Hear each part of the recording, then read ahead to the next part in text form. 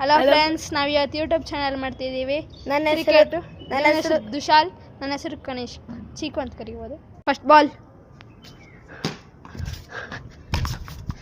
1 run ನೋಡಿ. Bat cross ಹೊಡೆದ್ರೆ 1 run ಸಿಗುತ್ತೆ.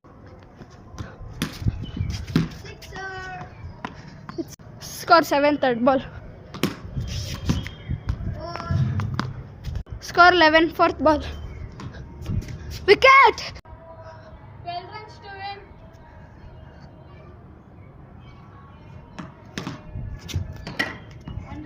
Not a 1 run.